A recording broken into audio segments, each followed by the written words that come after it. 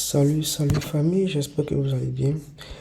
Euh, bon, je fais cette petite vidéo pour ceux qui n'ont pas encore la bonne compréhension de comment utiliser BVM Select Plus. Bon, on va dire l'outil de sélection des meilleures entreprises. Déjà, il faut savoir ce que vous donne l'outil, ce que vous donne les paramètres d'abord et ce que vous avez en achetant le produit. Ce sont les mêmes, les mêmes coûts, les mêmes coûts que les coûts qui sont donnés sur la BFM, comme vous pouvez le voir pour ceux qui ont déjà le fichier. Ouais, ce sont les mêmes volumes, les mêmes, tout c'est pareil. Mais j'ai ajouté ici le volume échangé, la volatilité. La volatilité, en fait, ici que vous voyez là, le volume échangé, n'est rien d'autre quoi que le volume multiplié par le coût de clôture. Ok, ici, j'ai juste pris le volume multiplié par le coût de clôture. Comme ça, vous allez pouvoir mieux comprendre le nombre d'argent, on va dire l'argent qui a été échangé sur une action, bien sur une entreprise. Voilà, l'échange qu'il y a eu sur une entreprise là. Vous allez mieux apprécier ça lorsque ça sera mis en francs CFA. Quand c'est mis en volume seulement, que ce soit sur le site de la BFM, si on va sur le site de la BFM, okay, vous verrez vous-même par vous-même. Voilà. Voilà le site de la BFM. Ici, toutes les actions sont là. Voilà le volume, voilà le cours, voilà le truc, tout. Vous voyez seulement là, vous voyez ici, vous voyez moins 6, moins temps, il y a 7 ici. Mais vous ne pouvez pas vous imaginer, en fait, ok? Parce que c'est pas visible, c'est caché.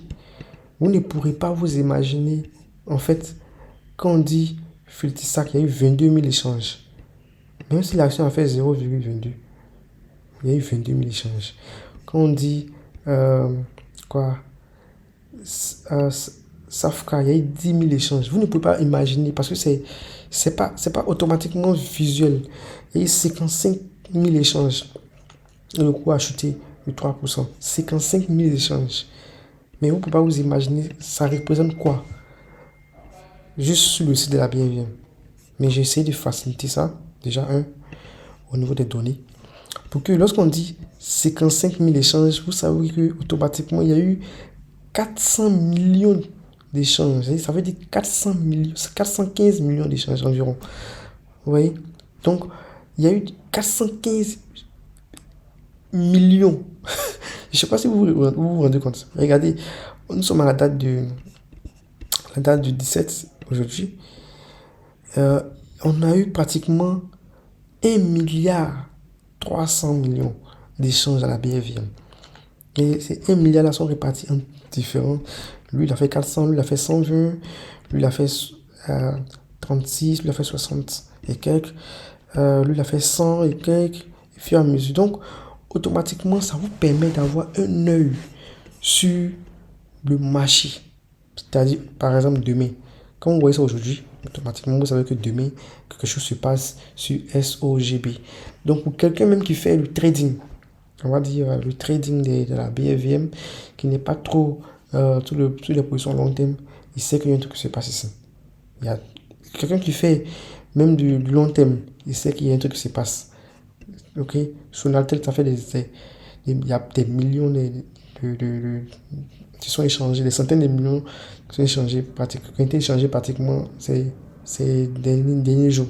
Ok, parce que les autres là, ils sont là, ils dorment, hein, vous voyez. Ici, il y a 0. Bon, lui, c'est parce qu'il était suspendu. Là, ici, il y a 2 millions normalement qui ont été échangés. Ça veut dire qu'une seule personne pourrait acheter les actions là ou bien vendre. Ok. Ici, il y a seulement que 1 million. Ici, il y a seulement que 1 million. Mais vous savez automatiquement les actions qui sont prisées. Ok. Qui sont prisées. Et vous pouvez regarder pour savoir, mais pourquoi ces actions-là, les gens, il y a eu tant d'échanges là-bas. Voilà. Donc, ça, c'est le premier point. C'est ce qui permet de révéler en fait la partie des données. Ok, la partie des données. Après, on va venir sur l'info futée. L'info futée, en fait, c'est ce que vous trouvez toujours. Hein. Les 5 tops, les 5 flops ceux qui ont qui ont régressé et puis ceux qui ont pris, on va dire, qui ont pris de la performance à la BFV. Voilà, il y a trois qui ont fait pratiquement 7% aujourd'hui. Ok. Là, c'est les valeurs des transactions, la captation des actions, captation des obligations. Ça, vous trouvez ça sur les sites de la BFV. Mais en plus de ça, vous avez aussi le bulletin officiel de la banque qui est aussi un outil important de tout investisseur à la BFM. Chaque jour, vous devez venir regarder. Aujourd'hui, le 17, le bulletin est sorti. Vous téléchargez le bulletin. C'est un site, c'est toute la BFM. Tout investisseur doit pouvoir connaître. Peut-être que je vais faire une petite vidéo spécialement pour le bulletin officiel de la banque, de la cote, ce qu'on appelle la banque, pour que vous puissiez comprendre quelles sont les informations qui sont données ici. Voilà, les mêmes informations, on va voir ici. Comme je dis, le plus fort, la plus forte hausse, la plus forte baisse. Voilà, les obligations ici, c'est les actions qui sont ici. Et en général, c'est ici que vous aurez voici le pair moyen du marché. C'est-à-dire, si on prend pour BFM Composite, voici le pair moyen du marché, tout et tout. Ce sont les autres indicateurs qui sont ici. Ce sont les ratios moyens de liquidité et autres. Mais après, il y a le marché des actions. Ok. Et on te montre le cours d'ouverture, le cours de fermeture. Voilà. En fonction des compartiments principaux et autres. Maintenant, nous, on va descendre encore plus bas parce qu'il y a des informations qui sont données, qui sont communiquées chaque jour. Donc, c'est pour ça qu'il est important de toujours ouvrir ici pour avoir ces informations-là. Ok. Par exemple, voici les informations en cours. Il y a Filtisac qui va payer ses dividendes le 30. Ok, au lieu du 17, Filtisac va payer le 30. Il y a l'État du Mali qui fait sa première cotation. Voilà. Ça, c'est au niveau des obligations. Il y a Sucrivoire qui fait sa première cotation aussi. Parce que apparemment, Sucrivoire veut prendre, on va dire, donner, émettre comme une obligation, comme de la même façon que les États font, donner une obligation, des obligations en fait. C'est-à-dire, c'est comme des bons, on va dire des bons d'obligation que vous pouvez acheter. Et on va vous dire par exemple, ça sera sur comme une année, vous aurez tel nombre de pourcentage. Et à la fin, ils vont convertir ça par des actions. Donc, ce qui veut dire que les gens qui vont acheter l'obligation de ce là, ça va encore augmenter le nombre de personnes qui vont venir encore à racheter, voilà, à la BFM. Donc, ce truc que Sucrivoire fait là, peut créer de l'engouement sur les actions de Sucrivoire. Donc, vous-même, vous allez voir tout à l'heure, quand on va aller sur Sucrivoire, vous allez voir ce qui se passe. Donc, on a dit 2031, 2024, pas 2031. Donc, si on prend, quoi, 2031, pratiquement, ça fait 6 ans, 2025. Voilà, 6 ans, ok. Donc, pour ceux qui sont intéressés, si tu as de l'argent qui dort en banque, au lieu d'avoir le 3,5%, tu donnes ça à Sucrivoire, tu auras 8,5 par intérêt composé sur 6 ans. Tu verras déjà combien tu auras. C'est même sûr que quand tu vas prendre crédit à la banque, là, et puis vous ne comprenez pas pourquoi, quand vous prenez crédit à la banque, le taux d'intérêt est trop élevé, en c'est 8%, mais c'est 9%, vous vous retrouvez en train de rembourser beaucoup d'argent là. Ce sont les intérêts composés. Ça sera pareil ici. C'est-à-dire que ici, c'est le contraire. C'est eux qui vous demandent votre argent pour vous permettre d'avoir les intérêts composés. Trafic aussi, on va donner cette dividende le 30. Il y a Sodeci aussi. Voilà. Le 400, le 30, c'est pareil. Ok. Donc, ce sont les informations qu'on a actuellement. Il n'y a pas de communiqué. Paiement d'intérêt, paiement des intérêts semestriels et autres. Donc, ça, ce sont les intérêts qui sont payés ici. Après, le reste, c'est les quantités résiduelles. Les quantités résiduelles, en fait, c'est-à-dire, aujourd'hui, comme ça, il y a eu des actions, il y a eu des achats et des ventes. Les gens ont acheté et ont vendu. Mais tout le monde n'a pas vu ces ordres exécutés. Toi-même, peut-être que tu as acheté des actions, mais ça n'a pas été exécuté. Donc, les actions qui n'ont pas été exécutées rentrent automatiquement dans ce qu'on appelle les quantités résiduelles. C'est-à-dire, c'est les quantités qui restent à être exécutées. Et ici, là, c'est très important de savoir. Ça permet de savoir où vont les investisseurs. Par exemple, Unilever, comme vous pouvez voir ici, il y a des gens qui veulent vendre au prix du marché. Okay? Il y a 0 acheteur. On veut vendre au prix du marché. Il y a 48, on va dire, il y a pas une personne, mais il y a un volume de 48, parce que c'est un volume qui sont ici, quantité, pardon, de 48 actions qui veut, pardon, qu'est-ce que je raconte là? Voilà, pardon, qui veut vendre au coût du marché. Ok? Donc, ça c'est le prix, je pense, c'est le prix de référence, le coût de référence, mais le gars, il vend ça au coût du marché. Donc, il veut se libérer de cette veut.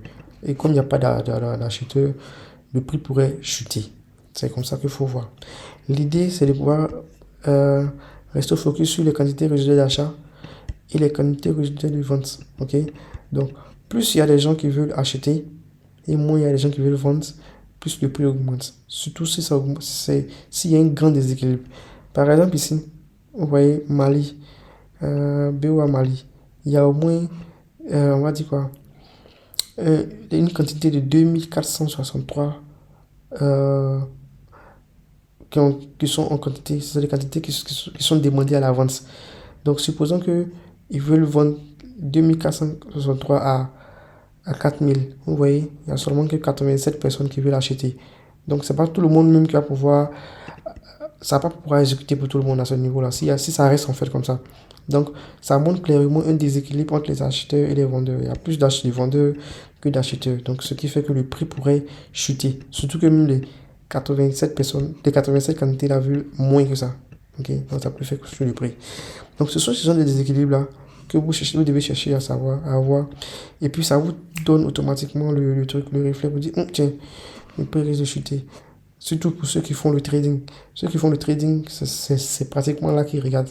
Ils regardent ici, ils regardent les ordres blocs au niveau de leur truc. Voilà, on a tel BF. Ouais, il y a 4000 personnes, 4000 quantités ici, comme 245. Ok, qui montre vraiment qu'il y a moins de personnes qui souhaitent acheter cette action-là. Ici, comme ça, c'est vraiment équilibré. Ouais. Le nombre, il n'y a pas beaucoup de personnes. Il y a beaucoup de personnes qui veulent vendre, en même temps, il y a beaucoup de personnes qui veulent acheter. Donc, ça crée le volume. Donc, si tu vends aujourd'hui, il y a plus de chances de trouver un acheteur. Voilà. Ok, donc c'était un peu ça. Uniwas, pardon. Ici, actuellement, il y a 4000 et quelques contre 174. Donc, le coût va. Mais ça ne veut pas dire que le coût va chuter un coup drastiquement. Donc, c'est pas ça. Ça veut dire que le coût peut chuter peut-être demain un peu, mais comme on ne sait jamais, le prix peut remonter encore au fur et à mesure. Mais ça donne juste une idée. Ok. Ok. Aujourd'hui, il n'y a pas grand-chose sur le bord. Donc, on va revenir au fichier. C'était un peu pour suivre le book en fait de la BFM. Restez connecté. Ici, ce sont les informations en fait. Ce sont les informations qui sont importantes pour nous et pour tout investisseur. Donc, c'est pour ça qu'il est important de regarder, de venir ici chaque soir. Ça dépend de vous. Pour voir est-ce qu'il y a de nouveaux, il y a des changements et autres. J'ai récemment ajouté paiement des dividendes pour que vous puissiez être à l'abri des. Voilà. Vous puissiez avoir une information que il y a tel paiement qui doit être fait. Et on peut ajouter une particularité, c'est que les dates qui ne sont pas encore, parce que c'est là qu'on regarde plus. C'est pas la date de paiement, mais c'est la date à laquelle le dividende va quitter. Parce qu'il faut savoir que à la BFM, pour ceux qui ne savent pas bien sûr, si on a payé un dividende par exemple le 30, ok, à partir du 26, c'est bloqué. Ok, ça se bloque à partir du 26, non, à partir du 26, les dividendes là vont être retranchés du coût de l'action. Voilà. Et à partir du 30, vous aurez l'argent, vous commencez à avoir l'argent dans votre compte. Donc c'est pour ça que c'est important de savoir à partir de quand. Donc j'ai mis en place un truc de telle sorte que vous soyez vous soyez informé à l'avant que le dividende soit donné. Voilà. Donc ça par exemple sur le 26, c'est bloqué. Aujourd'hui le 17, donc c'est le 26 septembre. On sait que Facebook c'est bientôt. Traffic aussi c'est bientôt. Et puis sur DC aussi c'est bientôt. Voilà. Donc c'est un peu ça. Ici, ce sont les informations qui sont importantes au niveau de la BFM, telles que les résultats, les rapports d'activité des premiers semestres qui sont donnés, voilà, Onatel qui a donné il n'y a pas longtemps. Bon, SMB qui ont donné leur état financier. Je peux essayer de consolider un truc comme ça. Maintenant, après, c'est ici même que vient les parties là. À partir des. Vous allez voir que c'est divisé. Le fichier est divisé en différentes parties. Les données, les deux infos. Infos plus annonces, les annonces. Et ici, c'est là que vient, on va dire qu'on opère la magie. Voilà. C'est-à-dire ici, on va se baser sur des ratios comme le PBR, le PER, le dividend yield. J'ai ajouté le ROE, le Return of Equity. Ok. Et ces différents ratios-là ont été calculés à partir des résultats nets des entreprises. Voilà. Ce que vous voyez ici en noir là, c'est eux dont on n'a pas comment on appelle ça, information en 2024. Voilà, ils n'ont pas encore donné le 2024, raison pour laquelle ça reste comme ça. Donc tout le reste, ils ont leur information. Donc c'est plus facile de comparer leurs performances aux performances du secteur. Voilà, c'est pour ça que c'est mis par secteur. Le secteur financier, j'ai mis l'entreprise financière, les banques et les sociétés financières. La télécommunication, voilà l'entreprise de télécommunication. L'énergie, voilà les entreprises qui sont dans l'énergie. Les services publics, sur des CCE, consommation des bases. Et ça, je l'ai fait en fonction de ce qui est écrit dans le site de la BFVM, de la manière dont la BFVM les a catégorisés. C'est comme ça que je les ai catégorisés pareillement. Ok. Donc, jusqu'à industriel, c'est pareil. Ok. Ici, ça c'est un bonus. Je l'ai fait, j'ai expliqué pourquoi et comment on peut utiliser après. Donc, comment utiliser par exemple BFVM Select lorsqu'on veut sélectionner une entreprise. Donc, ce qu'il faut faire, déjà, pour ceux qui ne connaissent pas c'est quoi que le PBE, ils peuvent déjà faire eux-mêmes leur propre recherche, mais il est déjà écrit ici ce que c'est. Ok. Mais il faut savoir que le PBE, en général, c'est un ratio qui te dit si une action est sous-cotée ou sur-cotée. Ok. Même le PER aussi est, mais chacun à son niveau. Voilà. Lui, c'est en fonction, on prend la capitalisation, on va dire, la valeur, les capitaux propres de l'entreprise. En fonction des capitaux propres de l'entreprise, c'est ce qui permet de trouver ça. Les capitaux propres de l'entreprise, c'est-à-dire, lorsque l'entreprise a été créée, il y a des actionnaires qui sont mis ensemble, qui ont mis leur argent ensemble. Et ils ont décidé, bon, on met notre argent ensemble pour commencer l'entreprise. C'est ce qu'on appelle les capitaux propres de l'entreprise. Voilà. Donc, ces capitaux propres-là, souvent, elles sont augmentées ou bien souvent, elles peuvent diminuer. Ça dépend. Donc, ces capitaux propres-là, comparés aux bénéfices que le fait l'entreprise, à la performance de l'entreprise, on peut savoir si ces capitaux, si l'entreprise est, on va dire, est sous-cotée ou bien est sur-cotée par rapport aussi à son coût actuel. Ok, par rapport à son coût actuel.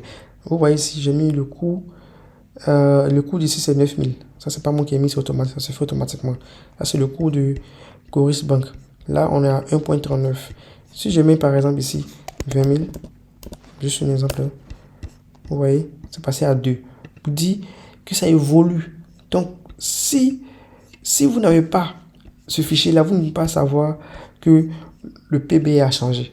Demain, si l'action monte, puisqu'on a les mêmes performances, c'est-à-dire les performances de 2024 restent les performances de 2024 jusqu'à ce qu'on ait les performances de 2025.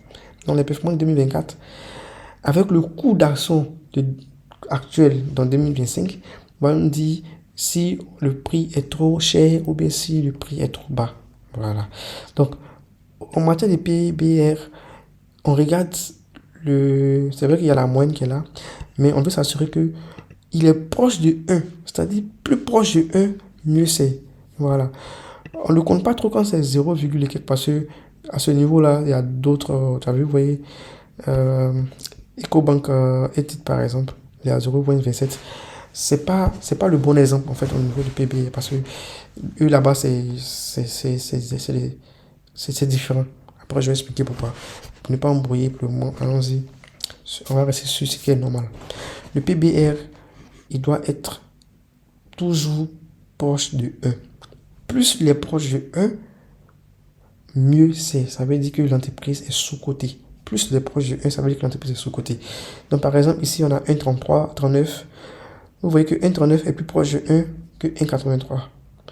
1,83 est moins proche de 1 que 1,15, par exemple. Voilà, qui est au regroupe. On va venir ici. 1,26 est aussi plus proche de 1 que 1,41. Ok?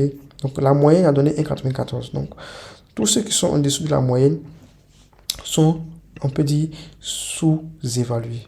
Voilà. Mais on ne va pas rester seulement sur le PBR. On va aller aussi sur le PER, ok, qui est le Price Earning Ratio. Ok.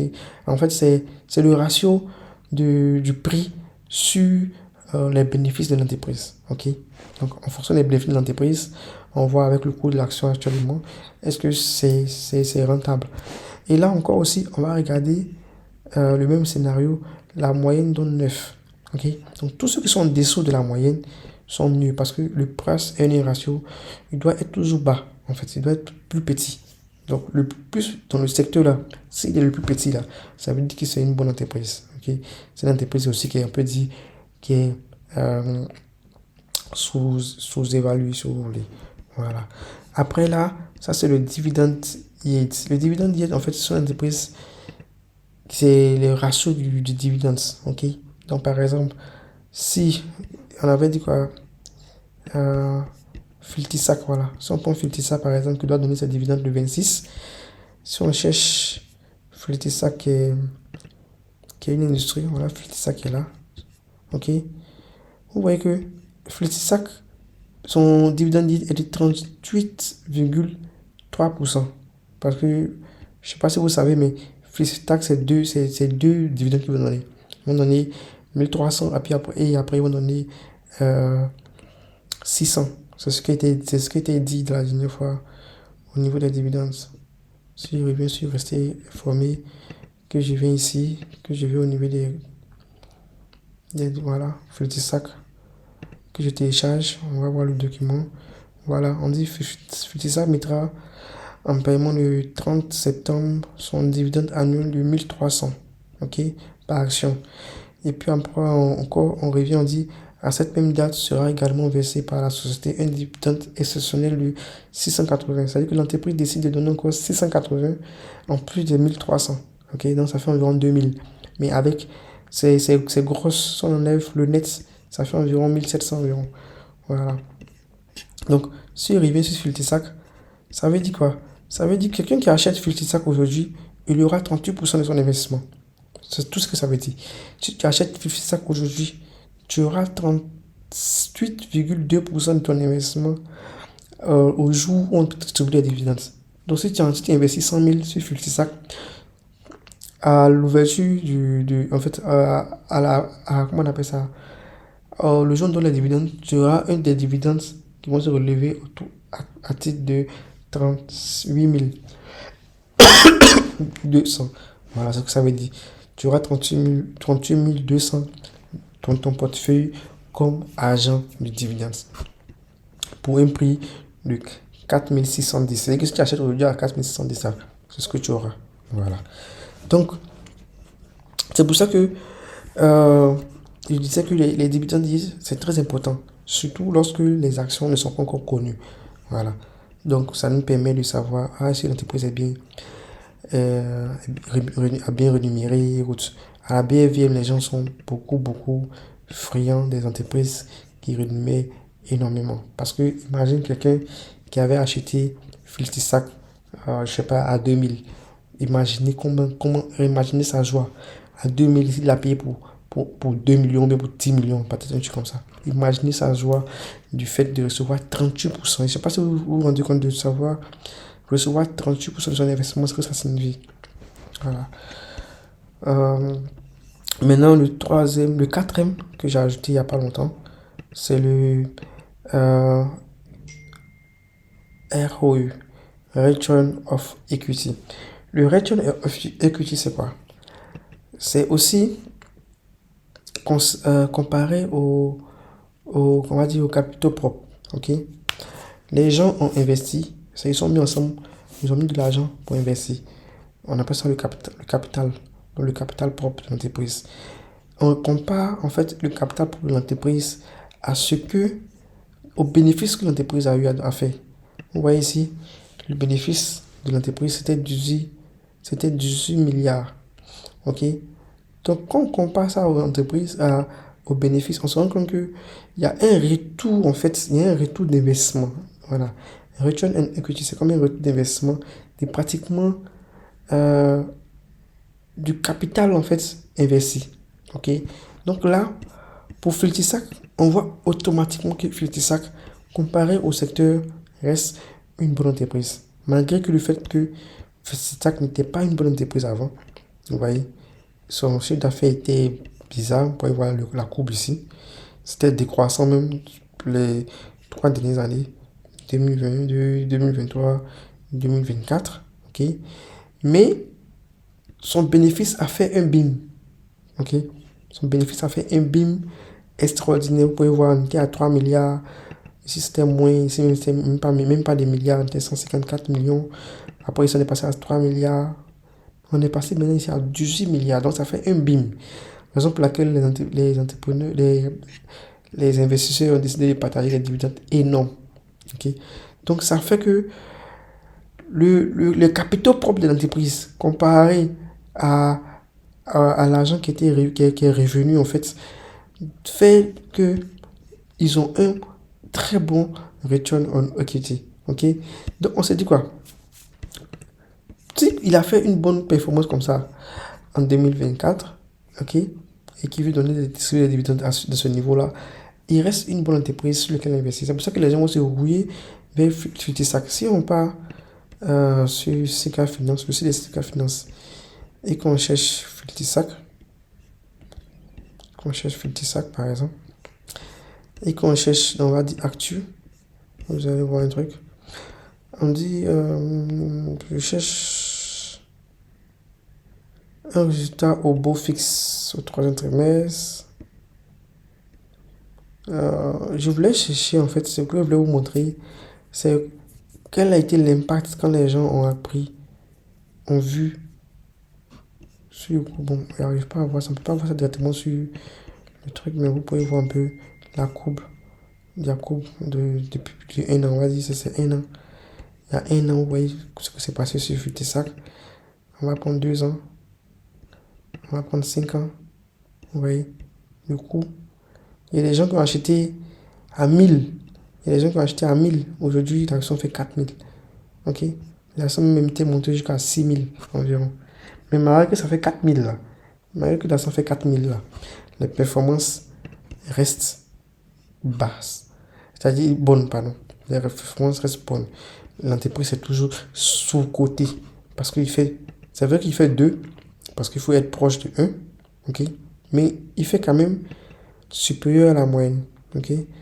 C'est pas trop intéressant parce qu'il n'y a pas beaucoup d'entreprises qui ont donné le résultat tel que Air Liquide qui a fait, ses performances sont inconnues, on ne sait pas ce qu'il a fait. Voilà, Air Liquide, qui fait partie des mauvaises entreprises à investir sur le long terme parce que le prix peut monter un coup, puis après le prix descend. Les gens ne font que faire de la spéculation sur Air Liquide, tel que le trading et autres. C'est plus facile, c'est mieux quand c'est comme ça. Les entreprises qui font pas de bons chiffres comme ça, nous vous fait le trading, l'achat-vente, achat-vente. Voilà, ça aussi après je vais faire une vidéo pour mieux expliquer ça. Donc, sinon normalement il est à 2 et il est à 3. Ok, s'il était à 1 point et quelques, on peut dire c'est très bon. Comme celui-là par exemple, il est à 1.0 et quelques. Là c'est AGL qui est très bas, mais c'est parce que AGL aussi a fait des pertes. Parce qu'il faut savoir que quand une entreprise fait des pertes aussi, son PBR devient bas. Parce que le coût de l'action devient encore plus bas. Plus le coût de l'action devient bas, plus son PBR aussi diminue. Ok, donc c'est un peu ça. Donc pour revenir à notre mouton, ce qu'on attend de ce fichier, c'est qu'il nous donne en fait on va dire un filtre, il nous donne un secteur ou bien une entreprise qui sort en fait dans les 3 éléments. On va dire au moins dans 3 éléments, mais l'idéal c'est que ce soit les 4 éléments. Ok, ça ici je prends on va prendre On va prendre on va prendre ici. On va prendre ici. Par exemple. Même si je prends Onatel, c'est pas toujours le bon exemple, mais bon, je vais vous montrer pourquoi. Si je prends Onatel, on voit que Onatel, ok, il respecte tout en fait. Vous voyez qu'il respecte tout. Ok. Donc déjà, c'est un bon point pour nous parce que Sonatel, il respecte tous les éléments. Ok. Donc c'est ce genre de là qu'on a recherché. Mais l'idéal, c'est qu'il y ait trois. Ok. Si on enlève par exemple le dividende yield, parce que le dividende yield, si l'entreprise a donné la dividende, on va prendre les trois, c'est-à-dire 1, 2 et 3. Ok. Si l'entreprise n'a pas donné sa dividende, on peut toujours prendre le dividende yield. Ok. Mais le dividende yield là, c'est une meilleure appréciation parce que lorsque le rendement est supérieur à 8%, c'est bon pour les entrepreneurs. Voilà. Pour les investisseurs, pour les épargnants, c'est bon pour eux. Raison pour laquelle on les regarde.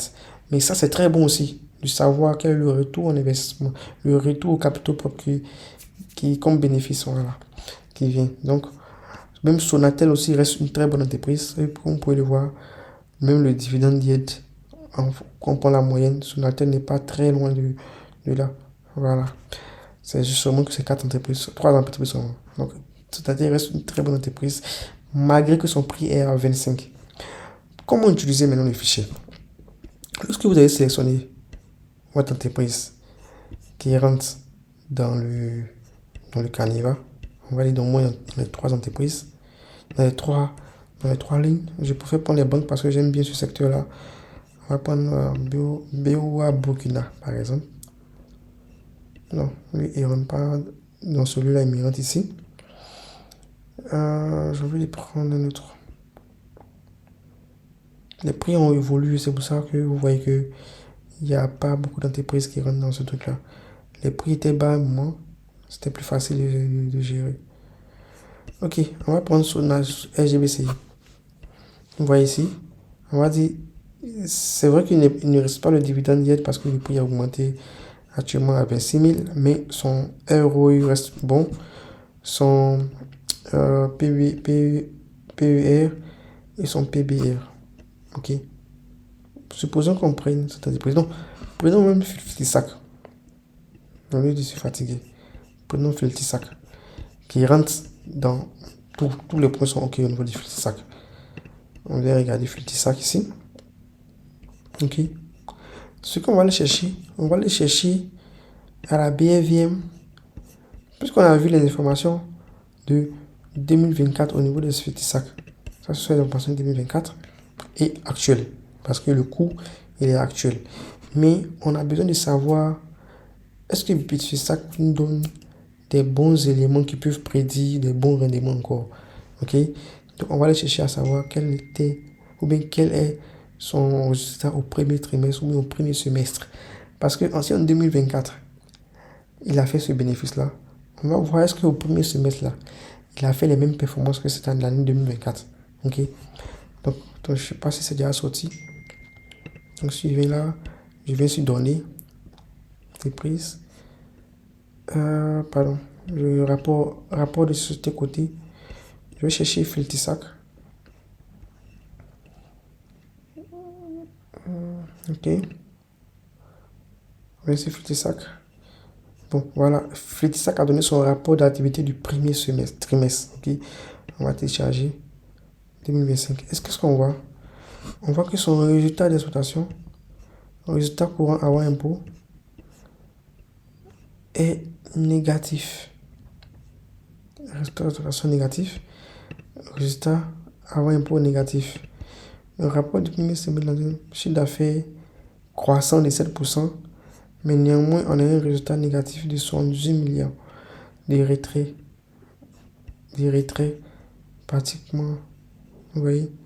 Donc, ce qui veut dire que l'entreprise a donné des performances en 2024, mais ces performances-là ne pourront pas être soutenues en 2025 parce qu'il a déjà fait une pète. Donc, on va encore observer au premier semestre pour nous assurer. Si en premier semestre, on voit que c'est pas bon, on tape l'œil, malgré que l'entreprise est bonne. Voilà, c'est comme ça que ça se passe. Donc, je vais revenir sur On va chercher Traffic Motors. Voilà, Traffic Motors qui a un PB qui est très bas, pratiquement après Benabé qui ne recette pas. Il est le seul qui fait 2, voilà, 44, lui il fait 2, 28 on Schneider, il est inférieur à la moyenne du secteur et voilà.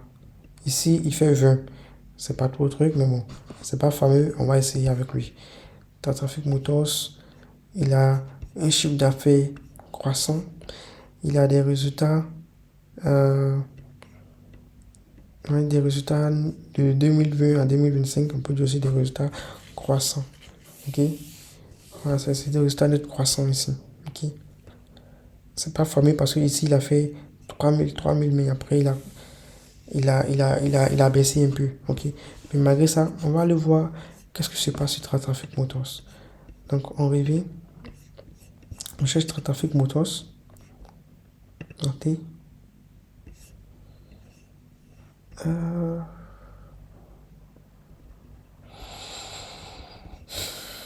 Ok, on va voir son résultat du premier semestre. S'ils ont donné 2025. Bon, ça n'a pas encore été communiqué. Donc, on va le laisser. Ce qui veut dire que lui, on ne peut pas confirmer en fait qu'on va utiliser Traffic Motor parce qu'on n'a pas encore eu ces résultats. Parce que pourquoi j'ai dit on regarde ces résultats? Parce qu'on est en septembre. Donc, il est important de voir les résultats de l'année 2025. Et pas seulement rester sur les résultats de l'année 2024. Puisqu'on est en septembre. Donc, on va voir encore un autre secteur. Une bonne entreprise qui rentre dans le Caneva. Ok. En fait, ici, c'est plus pour les entreprises pour un investissement à long terme. N'oubliez pas. Si, par exemple, vous pouvez voir son PBR est 4, mais son PER, son 10 et puis son ROE sont, sont OK. Mais le fait que son PBR est 4 montre que l'entreprise, là, les 2300 là, ne sont pas vraiment, ne sont pas, on va dire, en phase avec ce qu'il nous donne comme performance. Ok, voilà. Parce que vous voyez, son chiffre d'affaires même est pratiquement décroissant. Le 700 quelques mille il est venu à l'autre. Son résultat net est décroissant. Il était à 16 000, actuellement il est à 10 000. Bon, depuis les 3 dernières années, vous voyez, c'est pas fameux. Voilà. Donc c'est pour ça que on va. En fait, l'idée c'est de pouvoir filtrer, bien filtrer une bonne entreprise en fait. Pour espérer prendre le long terme. Ce fichier-là, il se met à jour automatiquement. Donc, aujourd'hui, par exemple, on peut ne pas trouver l'entreprise, tac, tac, mais on peut attendre demain et puis voir l'entreprise automatiquement. Voilà, cette entreprise Onatel, qui a un chiffre d'affaires, on va dire c'est décroissant, c'est décroissant, qui a un résultat net décroissant. On dit ses performances montrent que c'est une entreprise qui est, avec ses bénéfices qu'il a fait, qui est sous-cotée. Donc, ça, c'est une entreprise que nous, on doit regarder. Voilà. Même si elle chute. Si elle chute, c'est pour ça que ici, si l'entreprise a des bénéfices chutent, on doit s'assurer que les bénéfices ne sont pas trop loin de la moyenne. La moyenne fait environ, je prends la moyenne, voilà ça, 25 600 et quelques. Ok? 25 600 et quelques millions. Donc voilà, c'est la moyenne des bénéfices. Donc à la fin de l'année, on ne doit pas être trop loin de la moyenne. Si on est loin de la moyenne en négatif, c'est pas une bonne affaire pour nous. Mais si on est dans la moyenne, ça veut dire que c'est une entreprise où il faut garder ses actions. Il ne faut pas les vendre. C'est ce que ça veut dire. Il faut garder ses actions pour le long terme. Parce que, c'est une entreprise qui fait des performances. Ces performances ne sont pas très mauvaises, mais ce sont des performances qui restent stables. Ok? Ça peut baisser comme ça peut monter un peu. Voilà. On va aller voir qu'est-ce qu'on est pour Onatel.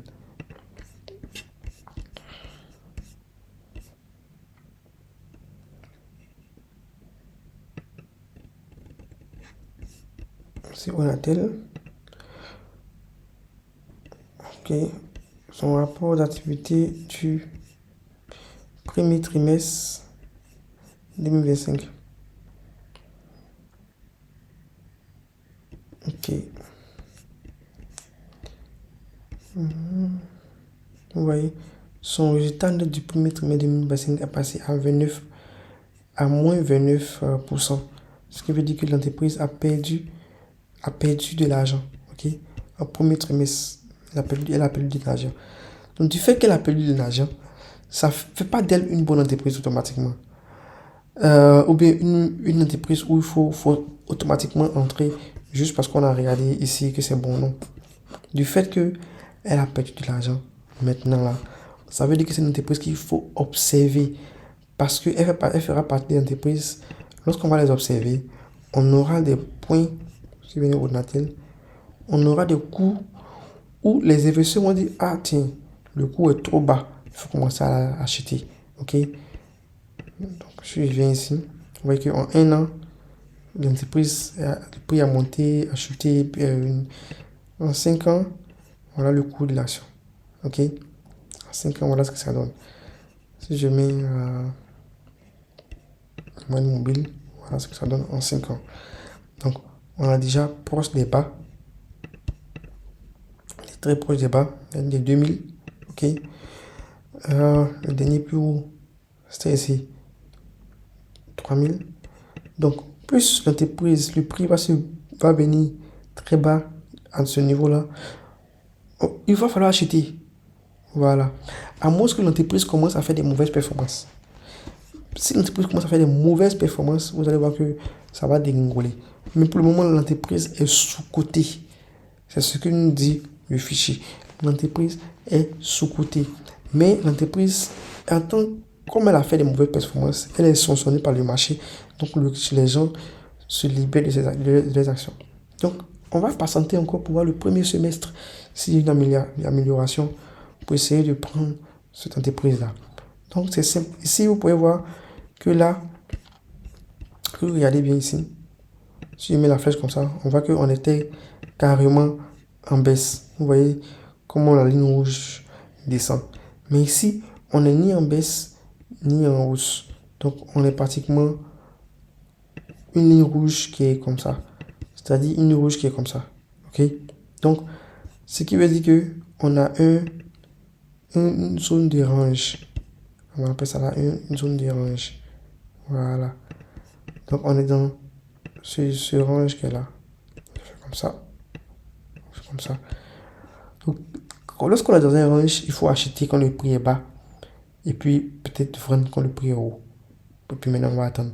Mais pour les investisseurs, les traders, tout ça, mieux vaut, si vous voulez acheter au Natel, mieux vaut acheter au Natel au prix bas de 2000, 2050 et autres. Ce sont des niveaux, c'est un niveau psychologique. Voilà, c'est un niveau psychologique.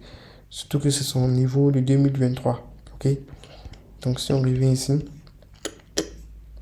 vous voyez qu'en 2023, voilà ce qu'il a donné avant de monter. Donc, on reste toujours, voilà. Si l'entreprise se stabilise et qu'elle donne une lueur d'espoir sur ses bénéfices, si la moyenne de ses bénéfices n'est pas trop loin des 25 millions, vous allez voir que son prix va commencer à monter. Parce que les investisseurs comprendront qu'on est toujours, c'est toujours une entreprise sous-cotée. Donc, c'est comme ça que ça évolue. Je vais prendre encore une dernière entreprise. Ne pas que, parce que je sais que la vidéo sera très longue. Je vais prendre une entreprise finance. Ok.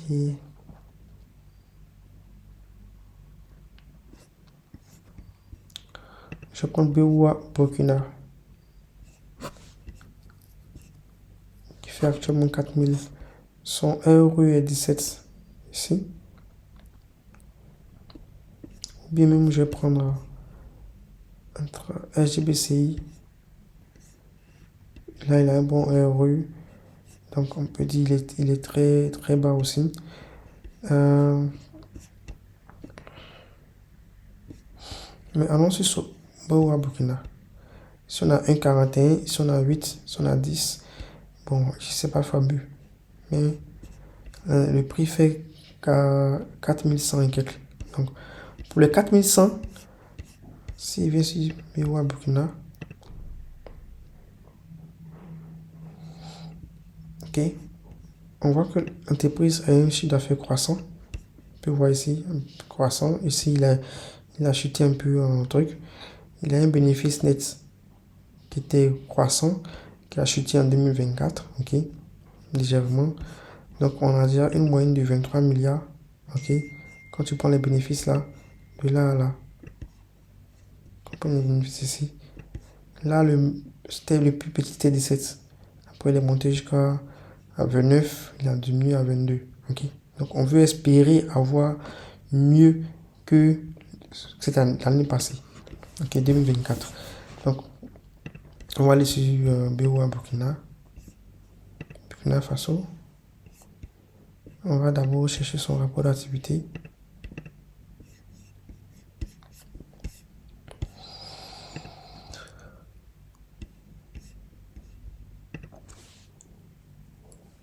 Ok, rapport d'activité premier semestre, qu'est-ce qu'il a donné? Moins, il a donné négatif. Aux États-Unis, il a fait moins 16%. Donc, ce qui veut dire que au premier semestre, il est négatif par rapport à 2024. Sachant qu'en 2024, l'entreprise était déjà en négatif par rapport à 2023. Donc, on va encore voir ce qui va donner le premier semestre. Parce que c'est très important de regarder tout ça. Pourquoi on fait ça? Parce que ça nous permet d'être vraiment, ça de vraiment sélectionner la meilleure entreprise pour un investissement au moyen terme, moyen et long terme. Voilà. Pour le moment, BOA est une bonne entreprise, mais qui a eu des moments qui a des relâchements. Voilà, on peut dire ça comme ça. Qui a eu un moment de relâchement. Donc, pour du trading, je n'ai pas dit pour du truc, déjà quand on regarde ici, vous voyez, parce que l'entreprise est pratiquement, ça fait, elle donne une croissance, ouais, l'entreprise est en train de faire, elle donne une croissance haussière par exemple, ici. Mais tout porte à croire que il y a une zone de vente ici qu'il faut observer, voilà, qui pourrait faire chuter le prix ici. Voilà. Les investisseurs pourraient, je vais mettre mon autre. C'est un indicateur que j'aime bien.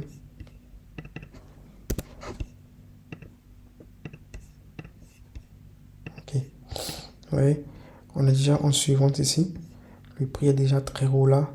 Il y a de fortes probabilités que le prix descende à ce niveau. Mais ça sera sur pas forcément un long temps, mais ça peut être sur un court temps. Ok. Parce que les investisseurs vont vouloir attendre de savoir qu'en est-il sur, comment on appelle ça, BOA Burkina. Supposons que le prix arrive ici et que BOA Burkina donne des mauvaises performances en premier semestre qui sont vraiment surprenantes. Vous allez voir que le prix il va faire comme ça, puis en même temps il va chuter. Ok, donc voilà. Donc c'est un peu ça. À la BFM, les gens allient les performances au support, résistance et route. Si l'entreprise fait des bonnes performances, vous allez voir que le prix va monter. Venez chercher des supports. Il va monter. Venez chercher les supports. Il va monter. Venez chercher des supports. Il va monter. Voilà. C'est la même chose aussi en baisse. Quand il chute, il fait des mauvaises performances. Il va chuter. Venez chercher des résistances. Il va chuter. Venez chercher des résistances. C'est comme ça qu'il va évoluer. Donc c'est pour ça que pour un long terme, il est très important de savoir à quel moment c'est une bonne entreprise et à quel moment c'est pas une bonne entreprise. Voilà. Allons-y sur les bonnes entreprises maintenant. On va aller sur Natel ou bien SGBCI, ok, qui ont montré 1, 2, 3, que c'est une entreprise solide, malgré que le prix fait 26 000, parce qu'il y a des années de cela, l'action était à 13 000, 11 000, mais elle a toujours montré qu'elle est une entreprise solide. Si on vient sur SGBCI, qui est la générale,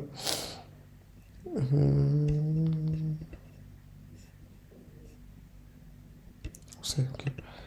En général, vous pouvez voir déjà le nombre d'actions qui est tout dessus, qui a son chiffre d'affaires croissant. Ok.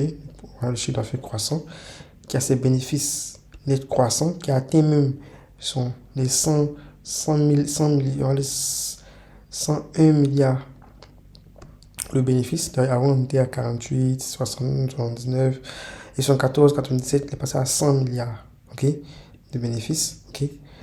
Si on vient chercher ces résultats, ouais, GBCI,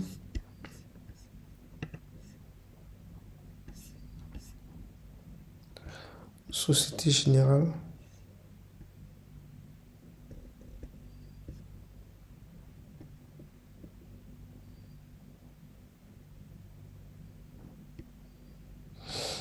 ok, GCI, ok. Voilà son bénéfice, son résultat, le premier semestre qu'il a donné, premier semestre qu'il a donné. On va descendre. Regardez son résultat net. C'est fou. Son résultat net, c'est quoi? 10%. Il a fait 10%. Il a fait 53 millions en fait. 53, non, si je ne me trompe pas, c'est 53 millions au premier semestre seulement, qui a fait un résultat net de 10%. Ça veut dire que les, les, les, les, les 100 milliards qu'on a vus, on voit ici là, ok, les 100 milliards là, il est en train de faire plus que ça. Donc on peut espérer plus que ça, ok. Donc ça reste une très bonne entreprise encore. Donc ça, à ce moment-là, maintenant, on va aller sur nos graphes ici, Société Générale. Et là, quand c'est comme ça, bon, on ne réfléchit pas à cette entreprise qui est bien partie. Donc nous, en tant qu'investisseurs, on ne réfléchit plus. On sait que on peut épargner. Regardez l'entreprise. Bon, regardez. Si je place comme ça, regardez ce qu'elle donne. Si je mets 10 ans, oui, il y a eu un moment où il a chuté. Regardez ce qu'on a fait. Regardez, c'est mes 5 ans. Regardez. Donc, 2 ans. C'est ça. Ok? Donc, c'est une entreprise qui est en train de monter en fait. Donc, c'est aussi simple que ça. Pour ce genre de trucs-là, on ne se fatigue pas. Elle a déjà donné ses résultats nets. On s'attend à des bons résultats. Ouais, on évolue avec cette entreprise-là. Voilà. On évolue. On achète les actions. Si c'est pour l'épargne, tu prends chaque mois, tu dois faire ces 50 000, 50 000, 50 000. Tu ne te fatigues pas. Parce que tu sais que cette entreprise-là est solide. Et son coût est bas. Donc, tu n'as qu'à acheter des actions chaque mois, comme épargne. Chaque mois, comme épargne, c'est que tu auras un grand nombre de cette entreprise. C'est tout. Un grand nombre d'actions de cette entreprise. Donc voilà, ça. C'est tout. Il n'y a que des supports. Que des supports. Voilà. Que des supports. Ouais. Support. C'est résistance. Résistance, c'est devenu support. Le prix est monté. Que des supports. C'est ça. Que des supports. Ça veut dire, il suffit d'attendre qu'il casse juste un support, il monte. Il casse un support, il monte. Il casse un support, il monte. Il casse un support, il monte. Donc, si comme ça, il a fait ça, il est venu, il a cassé, il est monté. Il revient ici, il monte. C'est comme ça. Actuellement, il a déjà dépassé les 25 000. Ok? Il a déjà dépassé les 25 000, il est parti aux 28 000. Et il y a des années, il y a des 3 ans, je disais à mes amis que je la voyais en train de partir vers 25 000. Voilà. Parce que c'est une entreprise qui avait ce potentiel-là. Aujourd'hui, voilà, je suis vraiment content de voir que l'entreprise a dépassé même déjà les 25 000 et au niveau des 26 000. Voilà. Donc, si l'entreprise fait plus, on saura que l'entreprise automatiquement devient trop chère. Par exemple, supposons que l'entreprise ici fait 40 000. À 40 000, vous voyez déjà ce que ça donne, non? Ok? Donc, si cette année l'entreprise fait 40 000, on voit automatiquement qu'elle est sous-cotée. Elle est sous-évaluée. Donc, le prix va pour acheter. Donc, c'est un peu ça. Qu'est-ce que j'ai fait? Ok. Donc, c'est un peu ça pour la vidéo. J'espère que c'est mieux compris pour ceux qui ont des difficultés. Le fichier, c'est un outil d'aide à la décision. un outil d'aide énormément. Voilà. Les feeds que vous voyez, là, et ça vous permet vraiment de savoir quelle entreprise vous allez regarder pour un long terme. Concernant l'entreprise, pour le court terme, ce sont les entreprises qui ne font pas vraiment de performance. Vous pouvez prendre par exemple Air Liquide, qui ne font pas de performance. Vous faites du trading avec là. Vous faites du trading. Vous ne regardez pas où sont foutés. Vous faites du trading. Voilà. Le trading, ça veut dire que vous faites l'achat-vente. Vous cherchez à répertorier les points, les niveaux où le prix a stagné comme ça. Vous voyez, si je place la moyenne mobile, vous voyez comment le prix a stagné ici. Il s'est déplacé en ligne droite. Vous attendez qu'il y ait ce grand mouvement là qui chute, qui casse, qui revient tester. Vous achetez à ce niveau là, le prix remonte, vous vendez. Voilà, vous ne vous amusez pas. Vous prenez une autre entreprise encore. Je ne sais pas quelle est la mauvaise entreprise ça va. C'est Tao, mais je sais plus trop. Je ne sais pas si c'est Tao a fait une bonne performance ou pas. C'est les mêmes, comment on appelle ça, les mêmes caractéristiques, les mêmes manières de trucs. Voilà, le prix se déplace dans un canevas comme ça. Ok, vous voyez que le prix se déplace de façon horizontale comme ça. Le prix casse. S'il revient, vous achetez, il monte. Ok, c'est comme ça. Quand il monte là, vous ne jouez pas dans l'action. Puis vous voyez ce que ça donne. Ok, c'est un peu ça. C'est comme ça qu'on fait le trading. Voilà. On dit 7 heures réduit sa perte de 68%. Bon, là, on a une bonne nouvelle pour cet heure ici, qui avait réduit sa perte de 68%. Donc, ce qui veut dire que c'est une bonne entreprise. Quand on dit que cet heure réduit sa perte de 68%, on a regardé le coût de cet heure. Ok. Et regardez aujourd'hui, là où nous sommes. L'entreprise était à quoi? À 600 et quelques. L'entreprise actuellement à 900 et quelques. Parce que les investisseurs là, ils veulent acheter moins cher. Je vous explique. Une entreprise qui fait 9000 ou bien 600 ou bien 500, c'est plus facile de l'acheter beaucoup. Tu peux payer pour 1 million, 2 millions. Et puis maintenant, tu lances. Parce que pour quitter de 600 pour venir à 900, imagine, ça fait combien de pourcents? Pour quitter de 25 000, si tu dois faire 30%, il faut qu'il monte très haut encore. Pour quitter de 500, 800, 300, 1000 francs de 1000 francs à 1500, ça fait 50%. Je sais pas, vous voyez. Pourtant, de 10 000, il faut qu'il arrive à 15 000. Pourtant, de 10 000 pour arriver à 15 000, là, il faut qu'il fasse 10 100, 10 200, 10 300, 10 400. Ça va prendre du temps. C'est pour ça que les investisseurs chérissent plus les petites entreprises. Les entreprises qui ont le coût bas. Donc, il suffit que vous venez ici. Vous venez sur les données. Vous sélectionnez où sont les entreprises qui ont le coût bas. Regardez. Lui, il a 1800. Lui, il a 1400. Lui, il a 900. Lui, il est à 17. Bon, lui, c'est un cas particulier. Mais lui, il a 600. Lui, il est bloqué à 1100. Il est à 600. Ce sont les entreprises là. Ce sont les entreprises les gens sont friands. Parce que quitter 600 à atteindre 1000 là, c'est très facile. Ça va vite. Voilà. Donc, si vous faites le trading, répertoriez ces entreprises là. Les entreprises qui ne sont pas trop chères. Mais si vous faites le trading, par exemple, à une entreprise qui est un peu plus chère, telle qu'une entreprise qui fait 25 000, par exemple, on dit sur GBC qui fait 26 000 par là. 26 000 pour que tu puisses avoir 30% ou bien 15% ou bien avoir du 20%. Fais 20 multiplié par 26 000 divise par 100. Tu fais plus 26 000. Donc tu dois espérer que la satisfaction arrive à 31 000 pour que toi tu aies 20%. Ok? Pourtant, 20%, même 20% là, pour une action qui coûte 700, tu divises par 100. Tu fais plus 700. Il faut que l'action arrive à 840. Pour atteindre 840, là, c'est trop facile à la bienveillance.